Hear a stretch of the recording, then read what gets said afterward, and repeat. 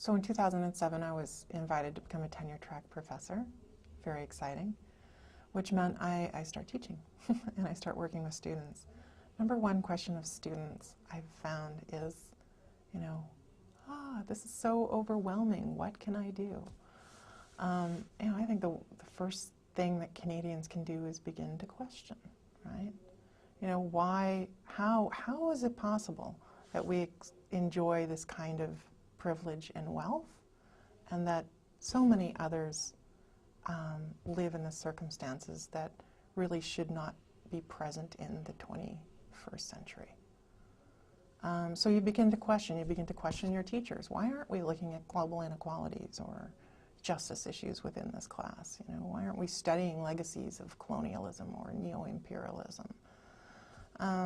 You begin to ask your local officials, your community members, you begin to ask yourself.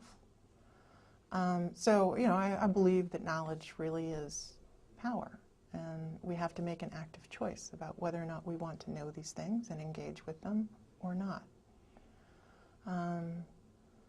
And I think once you pass a certain point, once you sort of understand that you are involved and complicit or a part of the lives of others who are suffering, then it's much more difficult to pretend it's not happening, and you begin to do things.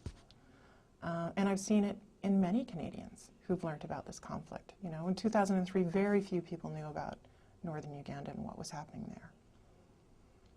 Today, there's thousands of Canadians who began to walk in Gulu Walk, founded by Adrian Bradbury, a young man who heard about the conflict and started a national campaign. It's grown to an international campaign. 80 cities every year walk in memory of the children who have been abducted, and to raise awareness. So you can see it has a multiplier effect. And today's Canadian, we're so interconnected. The internet, there's so many ways of learning about these things and speaking and writing and acting on them, that it's possible to do many things.